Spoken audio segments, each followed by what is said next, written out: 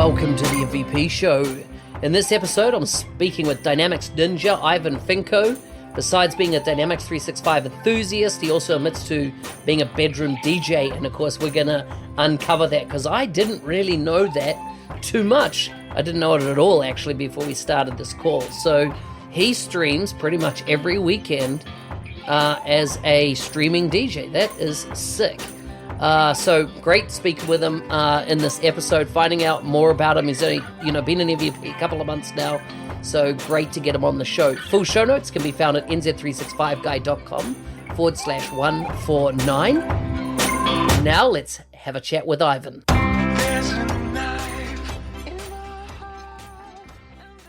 Hello, Ivan. Welcome to the MVP Show. Hello, Mark. Hey, it's good to have you on here. Before we get started, where do you live? What part of the world do you come from? I'm from Zagreb, Croatia. Zagreb, Croatia. Yeah. Wow. Tell us a bit about Zagreb. Zagreb is the capital of the small country called Croatia. Maybe not well known in the world, but it's famous for the beaches, seaside and stuff. Tourism oriented. Yeah, I heard that Zagreb has the best Christmas markets in the world. Yeah, last few years we had a pretty big Christmas market, and it was voted the best for 3 years in a row or something. Yeah. So I was in Zagreb one of those years. So I think 2 years ago I was in Zagreb. And of course I spent a month in Dubrovnik, which is an amazing little city, famous, of course, for its King's Landing and the Game of Thrones. Yeah, that's funny. Everybody knows for Dubrovnik, for the Game of Thrones and Star Wars nowadays. Is Star Wars in it as well? I didn't realize it was a scene from Star Wars. Yeah. Wow. Star Wars too. Okay. So which movie was that in for Star Wars? It was the last one.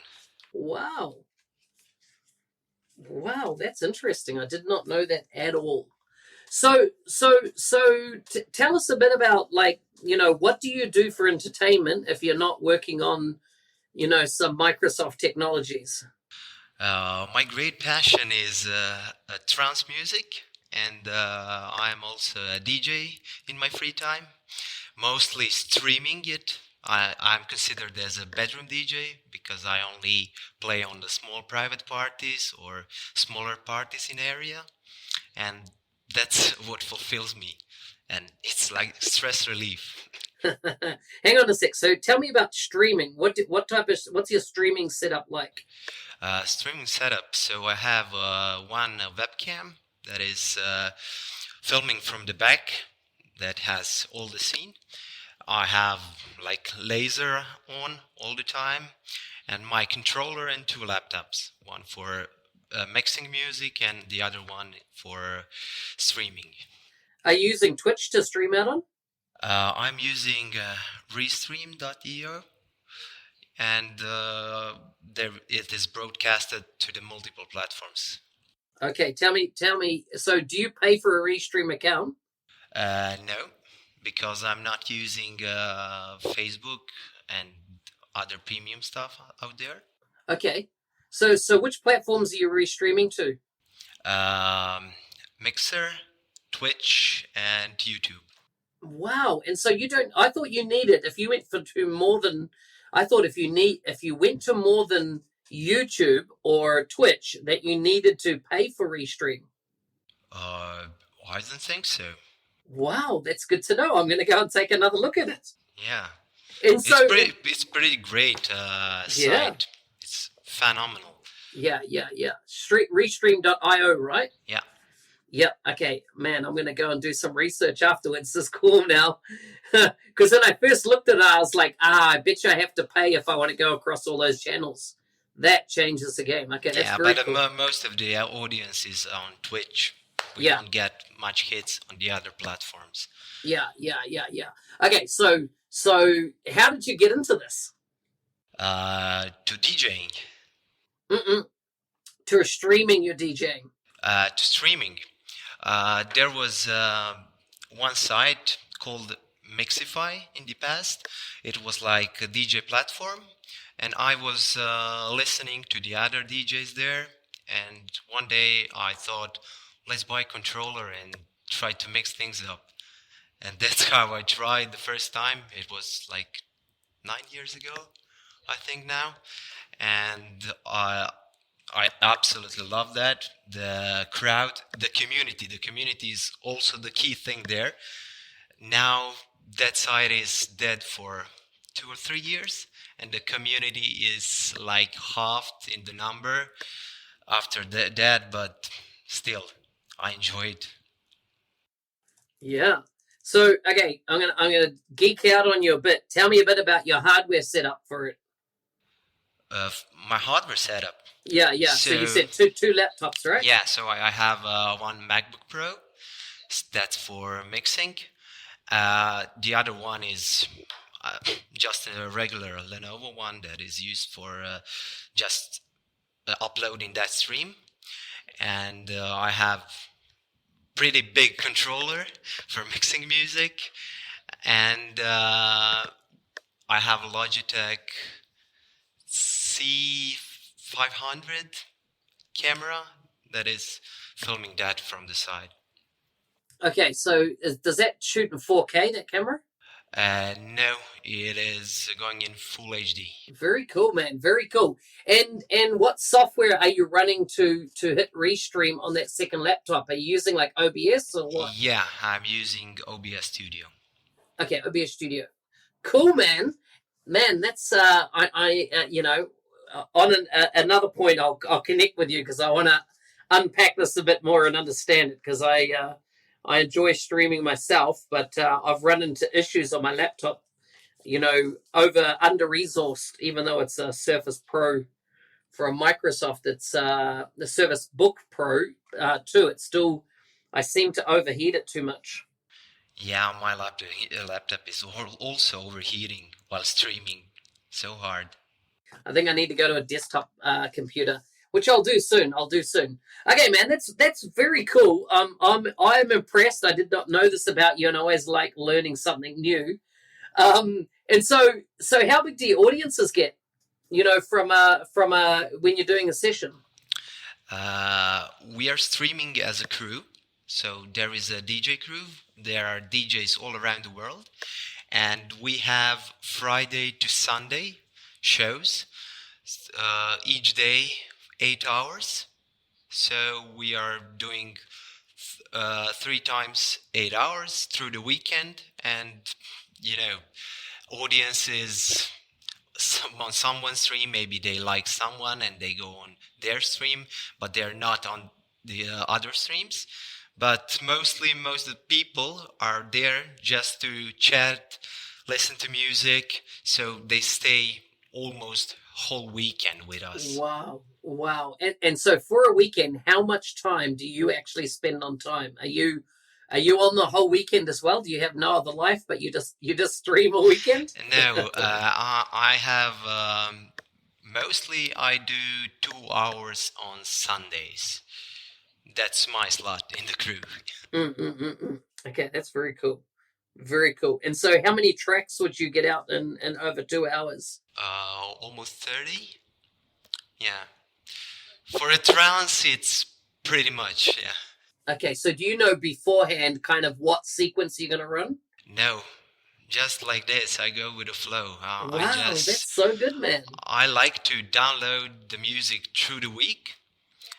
Maybe listen to those tracks through the week, but sometimes I don't have time to, and I'm just preloading the tracks, listening to the tracks before I play them, and then I try to mix those things up, and it's pretty amazing and pretty fun, intriguing.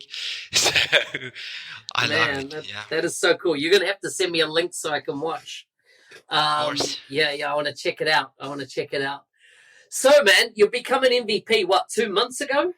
Yeah, 2 months ago. And how's that feel? I'm still confused with the amount of info coming from so many media around, teams, channels around, emails. I'm still not used to it. How to get up to date with all those stuff. Yeah, there's so much, isn't there? And so, who nominated you? How did you end up becoming an MVP? Andrew Butenko nominated me. Is that right? Good old Andrew. Yep. Yeah, it was around May, I think. No, no, it was July. Yeah. Okay. Did you go to the D365 event he put on in the Ukraine? Yeah, I was speaking in Kiev too. Yeah, nice. I'm still disappointed I missed that. I'm still disappointed. Yeah, we missed you. Couldn't get a visa in time. They wouldn't let me. Yeah, I heard that story. It must be my criminal background, eh? Do you have that? No. But I'm going to ask you a question at the end about your criminal background. So we'll find out the truth then. So what's your specialty? What have you been focusing on for the last, years in your career? I don't know, 4 or 5 years. What's been your focus across the Microsoft technology? So I've been working with CRM from, I think, the beginning of my professional career, because I started as a web developer, but I was working full time as a web developer just for a few months, 3 or 4 months. And then the CRM team invited me, do you want to join us? Sure, it's a new thing. I like to explore new stuff. So why not? Let's go for it. And after few months in, I was amazed what we can do with the platform. Back in the days with the Dynamics CRM, and I just love it, and I'm still in it. Wow, that is amazing. So what's the company you work for? It's called Spawn. It's a pretty big company. I think the biggest IT in Croatia. But they're not focused that much to the software. The main business is hardware business, the servers and infrastructure. But we have also the development, I think 100 people or something. But in CRM, Dynamics, we have like 15 people only. That's incredible. I mean, I just looked at your company website, 450 employees. Yeah. That's a big number. Yeah, very big number. Yeah, and we are expanding to the world now, so we think we will grow even bigger. So how did you get involved in the community to start with, right? You obviously got into CRM. How did you start hearing about the community and the wider audience out there? My first touch with community was, I don't know, the first thing I did was writing a blog post. So the idea behind my blog is that I had like ideas or maybe some problems, and I wanted to solve them and share them with my colleagues. So the first idea was write down how I solved something and share with the colleagues. I didn't want to share it with the world or something, but let's do it online, free WordPress, and let's do it that way. And then some people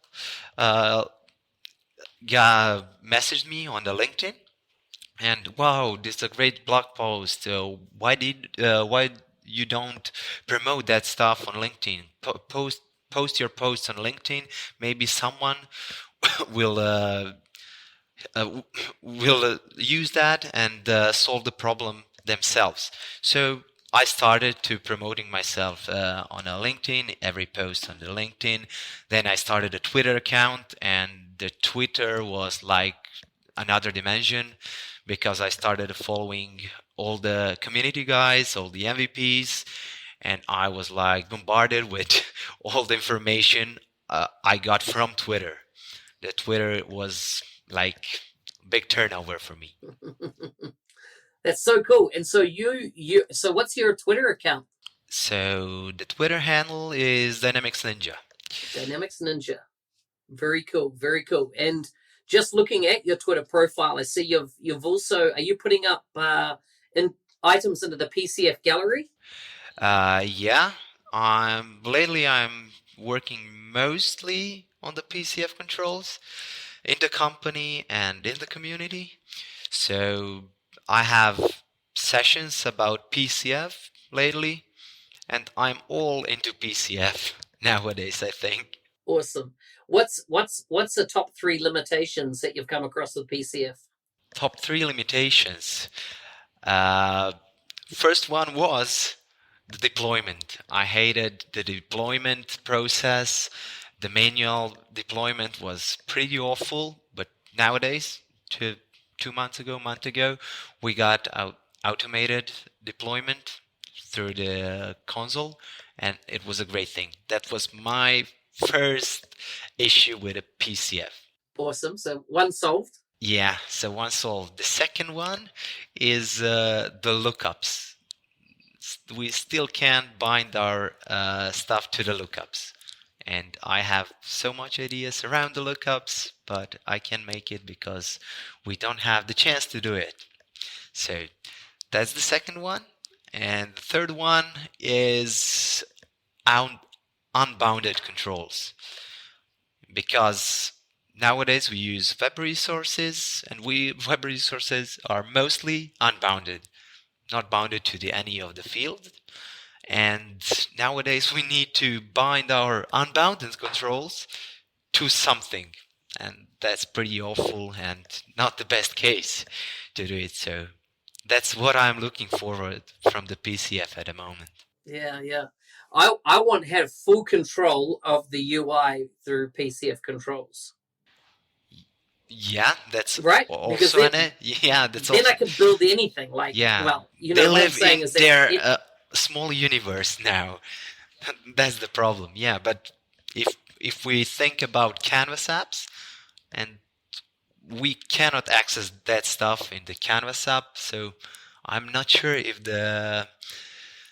Microsoft is going that way, that they will enable all those stuff to us.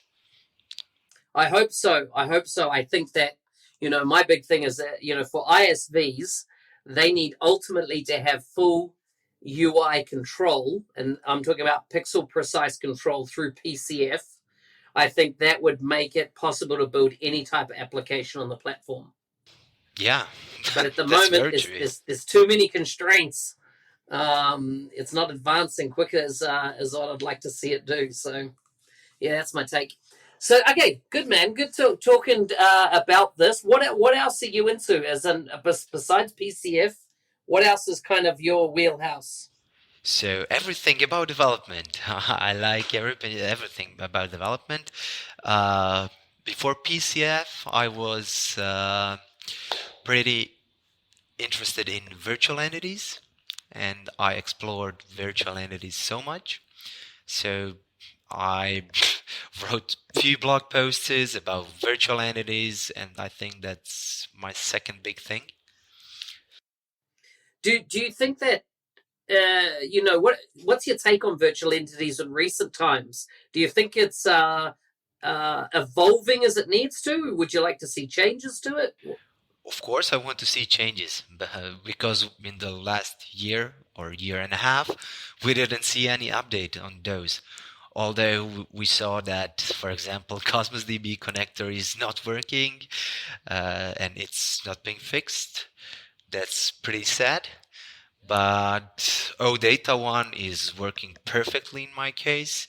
But I think we need more capabilities in custom providers at the moment. Yeah. Interesting. So what do you think's been the key highlight for you in becoming an MVP? The best piece, the very best. The very best piece. I'm really not sure. You're not sure yet? Yeah, I can't rate myself, so I don't know what are people thinking about me in the community. No, I'm saying, what do you think the best benefit for you has been in becoming one? Yeah. The amount of new information coming from all over around. Yeah. If someone out in the community right now is listening to this podcast and are thinking, I'd really like to become an MVP, what would your recommendations? What do you recommend they need to do to kind of get on that path of becoming an MVP? First of all, don't pursue an MVP because if you are desired to be an MVP, you will become one. But you need to be consistent and do what you like. Be yourself. Don't copy others. I think that's the main part of being an MVP. Be yourself. I like it. I like it. I think that's very good advice. Have you got any speaking engagements coming up in the near future? In the near future, yeah, I'm going to Belgium in 2 weeks, I think, or 3 weeks. Yeah, on the 365 Saturday, and that's all for this year. And the next year, I'm going to Scottish Summit. That's the first one. Nice. Mark Christie's big gig, right? Yeah. Yeah. Oh, that's so good. I've never been to Scotland, so I'm pretty amazed with that. Yeah. No, Scotland is awesome. Do you like whiskey? Yeah. Okay. It's the best whiskey in the world is in Scotland. Whoa, I didn't know that. Yeah. It's the I'll home of definitely whiskey. try it. So Yeah. Don't listen to any Americans tell you any different. They might say Jack Daniel's the best, but if you get whiskey from the island of Isla, it is amazing. Your Alberg and Bruichladdich and Lefroy all come from up there in Scotland. nice. Mate, are you ready for some quick fire questions as we wrap up? Shoot it. Okay. Just answer the first thing that comes to mind, okay? Okay. If you could pick up a skill instantly with a snap of your fingers, what would the skill be? The skill. Yeah, what's one skill? If you could just choose it and bang, you would have that skill, what would it be? Public speaking. Wow, okay. That's an interesting answer. Yeah, because I'm a developer. That's what I miss. I won't tell you what my instant skill would be. It's X-rated, so I can't go there. Experiences. What's something you did as a child that your parents still retell the story today? I was climbing on everything. Everything. No matter what, no matter the height, I was at the top. So you're not afraid of heights? No. Have you seen these photos where people go to these cities, climb the buildings, and then take selfie photos way up the top of crazy locations? Yeah, adrenaline to the max. Yeah, would you do that? Sure, I would try. Oh, mate, freaks me out. Who are 3 people you want on your team if there was a zombie apocalypse? 3 people, like the real world persons, or? Yeah, 3 real world people, or yeah, you can choose anything you want. So the first one would be Chris Huntingford. Yeah. He would kill everyone, so I think that he's the best man on the team. The second one, I'll choose my best friend Marco because he knows my every move and I know his every move, so that's why. And some pretty good chef to cook for us because we'd be trapped in some building probably. Valid. I like it. Okay, here it is. What's the most illegal thing you've ever done? Most illegal thing? The most illegal, I don't know. What's considered most illegal? As I am a football fan, maybe firing the flares at the stand. Nice. And I regretted a few times that. Wow. Okay. What's one accomplishment you're most proud of? One accomplishment. Yeah, you're most proud of. Finishing college degree for sure. Because I was not that motivated at the start, but I finally made it. So here's your final question: would you rather be proposed to in a private or in front of your friends? In front of my friends, because I think I would get support from them. So it's so true. Well, Dynamics Ninja, it's been great talking to you. Yeah, Ivan, it was if really people, great. yeah, if people want to connect with you online, why don't you reel off all the places they can find you? So the first one is my LinkedIn profile, Ivan.Ficko, so you can find me there. So the second most popular is Twitter at Dynamics Ninja. And all my blogs and articles can be found at my blog, that is dynamicsninja.blog. And that's all, I think, from the social media related to Dynamics or Power Platform that people can learn from.